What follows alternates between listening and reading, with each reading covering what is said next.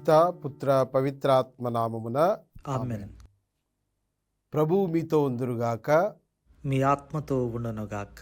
పునీత మత్తయ్య గారు రాసిన పవిత్ర సువిశేషంలోని భాగము. ప్రభువా మీకు మహిమ కలుగునుగాక. పునీత మత్తయ్య గారు రాసిన శుభవార్త 23వ అధ్యాయము 23వ వచనం నుండి 26వ వచనం వరకు. అయ్యో మోసగాండ్రైన ధర్మశాస్త్ర బోధకులారా, పరిసయ్యులారా, మీరు పుదీనా, సదాప, జీలకర్ర మొదలగు వానిలో కూడా 10వ వంతును చెల్లించుచున్నారు. కానీ ధర్మశాస్త్రమునందలి అతి ప్రధానమైన న్యాయమును, కృపను, సత్యసంధతను నిర్లక్ష్యము చేయుచున్నారు. వానిని చెల్లింపవలసినదే, కానీ వీనిని ఏమాత్రము ఏమనరాదు. అందులైన మార్గదర్శకులారా, మీరు వడపోసి దోమను తీసివేసి ఒంటెను దిగమింగుచున్నారు. అయ్యో వంచకులైన ధర్మశాస్త్ర బోధకులారా, పరిసయ్యులారా, మీరు గిన్నెను పళ్ళెమును బాహ్య శుద్ధి చేయుదురు, కానీ మీ అంతరంగము పూర్తిగా దౌర్జన్యముతోనూ దురాశతోనూ నిండియున్నది. గ్రుడ్డి పరిసయ్యుడా, గిన్నెయు పళ్ళెమును వెలుపల కూడా శుద్ధి అగునట్లు ముందు వాని లోపల శుద్ధి చేయుము. ఇది క్రీస్తు ప్రభుని సువిశేషము.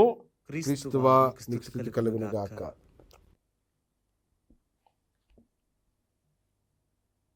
క్రీస్తునాథుని యందు ప్రియ సహోదరి సహోదరులారా, ఈరోజు క్రీస్తు ప్రభు తన సువార్త పరిచర్యలో, దైవరాజ్య స్థాపనలో భాగంగా వీటికి అడ్డంకులుగా ప్రజలను మభ్యపెడుతున్నటువంటి పరిసయ్యులను, ధర్మశాస్త్ర బోధకులను చాలా గట్టిగా హెచ్చరించినటువంటి మాటలను మనం ఈరోజు సువిశేషములో ఆలకించుతూ ఉన్నాం.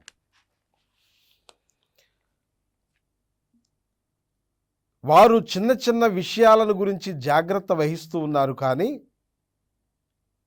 ధర్మశాస్త్రంలో అతి ప్రాముఖ్యమైనటువంటి న్యాయమును, కృపను, విశ్వాసమును గురించినటువంటి జాగ్రత్త ఏమాత్రము కూడా పాటించట్లేదు అని ప్రభు వాపోతూ ఉన్నారు. ప్రియ సహోదరి సహోదరులారా, చిన్న విషయాలు, పెద్ద విషయాలు,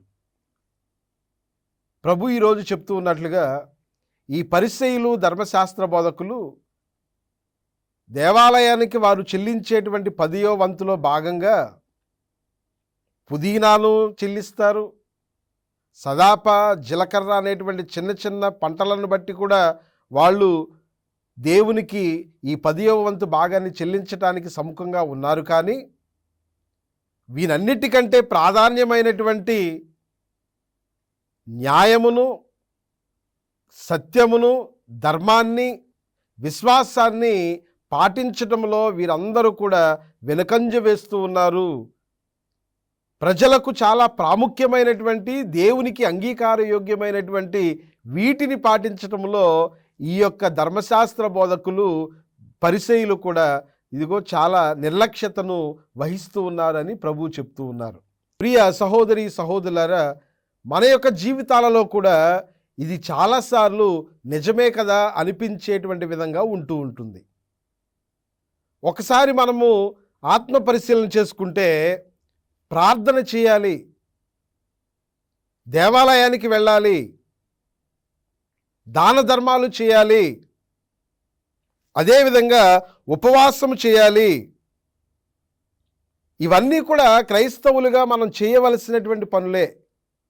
కానీ వీటిని మించి ప్రియ సహోదరి సహోదరులారా, మనము ఇతరులను క్షమించాలి, ఇతరులకు అన్యాయం చేయకూడదు, ఇతరులకు ఇదిగో ప్రేమను పంచేటువంటి విధంగా ఉండాలి, ఇతరులను గౌరవించాలి, ఇతరులను ఆదుకోవాలి, ఇతరులను శత్రువుల కోసము ప్రార్థన చేయాలి. అదేవిధంగా హింసించబడుతున్నటువంటి వారి కొరకు మనం ఎల్లప్పుడూ కూడా మన చేయూతను అందించేటువంటి విధంగా ఉండాలి అని ఈ రోజున ప్రభువు చెప్పేటువంటి మాటల్లో ఉన్నటువంటి అర్థం. ప్రియ సహోదరులారా, ఇవేమీ కూడా లేకపోతే మన యొక్క క్రైస్తవ జీవితం ఎలా ఉంటుందో యాకోబు గారు రాసినటువంటి పత్రికలో 2వ అధ్యాయము 17వ వచనంలో మనం వింటూ ఉన్నాం. క్రియలు లేనటువంటి విశ్వాసము నిర్జీవము. దేవాలయానికి వెళ్ళి ప్రార్థన చేసి ఉపవాసాలు చేసి అన్నీ చేసిన తర్వాత మనం ఇతరులను క్షమించలేకుండా, ఇతరుల యొక్క బాధను అర్థం చేసుకోలేకుండా, ఇతరులను ప్రేమించలేకుండా, తగినటువంటి ప్రేమను అందించలేకుండా, మనము వారి కొరకు ప్రార్థించలేకుండా ఉన్నాము అంటే, క్షమించలేకుండా ఉన్నాము అంటే మన యొక్క క్రియలు, విశ్వాసము లేనటువంటి క్రియలు నిర్జీవములాగానే ఉంటాయి. మనము నిర్జీవమైనటువంటి క్రైస్తవులుగానే జీవించినట్టు లెక్క. దానినే ప్రభు ఈ రోజున హెచ్చరిస్తూ ఉన్నారు. ఇదిగో ధర్మశాస్త్ర బోధకులారా, పరిసయ్యులారా, మీరు అతి ప్రాముఖ్యమైనటువంటి దానిని వదిలిపెట్టి అనవసరమైనటువంటి వాటి మీద మీ యొక్క ధ్యాసను ఎక్కువగా పెడుతున్నారని ప్రభు హెచ్చరిస్తున్నారు. ఇది మనందరికి కూడా హెచ్చరిక ఈరోజు. ప్రియ సహోదరులారా, క్రీస్తు ప్రభు చెప్తూ ఉన్నారు వారి యొక్క ఉద్దేశాన్ని, దోమను వడబోసి ఒంటెను మింగడము. రెండూ అశుద్ధమైనటువంటి కార్యాలే, రెండూ అపవిత్రమే. దీనిలో ఉన్నటువంటి అర్థం ఏంటి అంటే, చిన్న చిన్న తప్పులను మనం పెద్దగా చేసి చూస్తూ మనలో ఉన్నటువంటి అతిపెద్ద దారుణాలను మాత్రము, అతిపెద్ద తప్పులను మాత్రము మనము విస్మరిస్తూ ఉన్నాము అని. అంటే ఇక్కడ చిన్న చిన్న తప్పులు చేయొచ్చు, పెద్ద తప్పులు చేయకూడదు, పెద్ద తప్పులు చేయకుండా ఉండాలి అని కాదు. మనము ప్రియ సహోదరి సహోదరులారా, ఉదాహరణకి దేవాలయంలోనికి వెళ్తాం, దేవాలయం దగ్గరకు వెళ్తాం. అక్కడ చెప్పులు సరిగా లైన్లో పెట్టలేదని మనం కోపగించుకునేటువంటి మనము మన యొక్క కుటుంబ పరిస్థితులు ఏ విధంగా ఉన్నాయి అనేటువంటి దాని గురించి ఆలోచన చేయము. గుడిలో చిన్న ప్రార్థన తప్పుగా జరిగింది అని విమర్శించేటువంటి మనము, మాట్లాడేటువంటి మనము, మన యొక్క కుటుంబంలో ప్రార్థనా జీవితం ఎలా ఉంది అనేటువంటి దాని గురించి ఎప్పుడు కూడా ఆలోచన చేసేటువంటి స్థితిలో ఉండము. ఇతరులను విమర్శించడానికి మనం ప్రయత్నం చేస్తాము, కానీ మన యొక్క అంతరంగము ఏ విధంగా ఉంది, మన యొక్క అంతరంగము ఏ విధంగా అశుద్ధముతో నిండి ఉంది అనేటువంటి విషయాన్ని మనము పరిశీలించుకోవటం లేదు అన్నటువంటిది ప్రభుని యొక్క ఉద్దేశం. ప్రియ సహోదరి సహోదరులారా, నీ యొక్క అంతరంగాన్ని నువ్వు శుద్ధి చేసుకోవాలి. ఇది ప్రభు ఈ రోజున మనకిచ్చేటువంటి పిలుపు. 26వ వచనంలో ప్రభు చెప్తూ ఉన్నారు ఏమని? గ్రుడ్డి పరిసయ్యుడా, గిన్నెయు పళ్ళెమును వెలుపల కూడా శుద్ధి అగునట్లు ముందు వాని లోపల శుద్ధి చేయండి. అంతా కూడా పరిశుద్ధంగానే ఉండాలి, అంతా కూడా చక్కగానే ఉండాలి.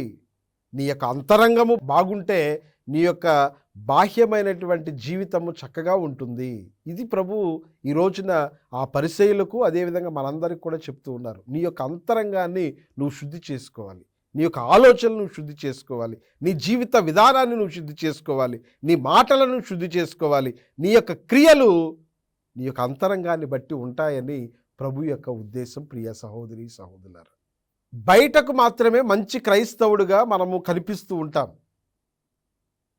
కానీ మన యొక్క ఆలోచన విధానము, మన యొక్క ప్రవర్తన, మన యొక్క మాటలు, మన యొక్క క్రియలు అన్నీ కూడా దీనికి వ్యతిరేకంగానే ఎప్పుడూ కూడా కనిపిస్తూ ఉంటాయి. కాబట్టి ప్రియ సహోదరులారా, జాగ్రత్త వహించాల్సినటువంటి అవసరత ఎంతైనా ఉంది. నీ దేవునికి నీ గురించినటువంటి సమస్తము తెలుసు అన్నటువంటి విషయాన్ని ఇక్కడ నువ్వు గ్రహించాలి. నీ యొక్క అంతరంగం ఏంటి, నువ్వు జీవించేటువంటి జీవిత విధానం ఏంటి, నీ లోపల ప్రేమ ఉందా, లేకపోతే కోపము ద్వేషములతో రగిలిపోతూ ఉన్నావా? నువ్వు మాటలు చెప్పినటువంటి విధంగా నిజంగా నీలో ఇతరుల పట్ల ప్రేమ ఉందా, లేదంటే కోపాన్ని లోపల ద్వేషాన్ని పెట్టుకొని పైకి నటిస్తూ ఉన్నావా అనేటువంటిది ప్రియ సహోదరులారా, దేవుడు సమస్తాన్ని ఎరిగి ఉన్నాడనేటువంటి విషయం ద్వారా మనం గ్రహించవలసినటువంటి విషయం. అందుకే కీర్తనల గ్రంథము 139వ కీర్తన 1వ వచనంలో ఈ విధంగా చెప్పబడుతుంది ఏమని? నేను కూర్చుండుటయు లేచుటయు నీకు తెలియను, నీవు దూరము నుండియే నా ఆలోచనలను గుర్తుపెట్టుదువు. దేవునికి నీ గురించి సమస్తము తెలుసు, నీ యొక్క అంతరంగము తెలుసు, నీ యొక్క జీవిత విధానం తెలుసు, నీవు అంధకారంలో ఉండి చేసేటువంటి పనులు కూడా తెలుసు. కాబట్టి ప్రియ సహోదరులారా, నీ యొక్క అంతరంగాన్ని నువ్వు శుద్ధి చేసుకోవాల్సినటువంటి అవసరత ఉంది. దేవుని ముందు నువ్వు నిర్దోషిగా నిలబడాలి. కీర్తనల గ్రంథంలో 51వ కీర్తన 10వ వచనములో దావీదు చేసినటువంటి ప్రార్థన మనం చేయాలి. ప్రభువా, నా యొక్క అంతరంగము నుండి నా దోషములను నన్ను శుద్ధి చేయము అని.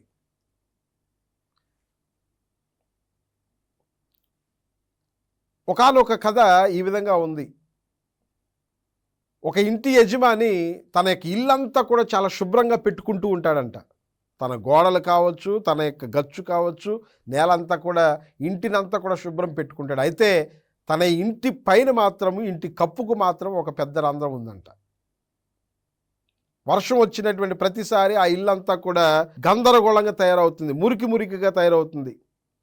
ఎన్నిసార్లు శుభ్రం చేశాడో చివరికి తెలుసుకున్నాడు, తన యొక్క లోపము, తన యొక్క ఇంటి యొక్క లోపం ఎక్కడ ఉందంటే ఆ యొక్క ఇంటి పైకప్పు మీద ఉంది. దానిని సరి చేసుకుంటే మిగతావన్నీ కూడా సరి అవుతాయని తను గ్రహించాడు. ఏం చేశాడు? తన యొక్క ఇంటి కప్పును సరి చేసుకున్నాడు.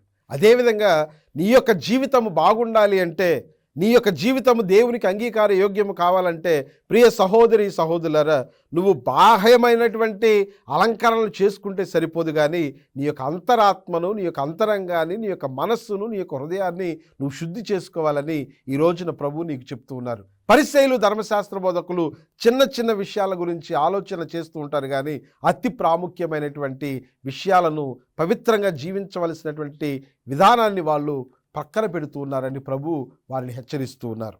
ప్రియ సహోదరులారా, న్యాయము జరిపించాలి, ప్రేమను అందించాలి.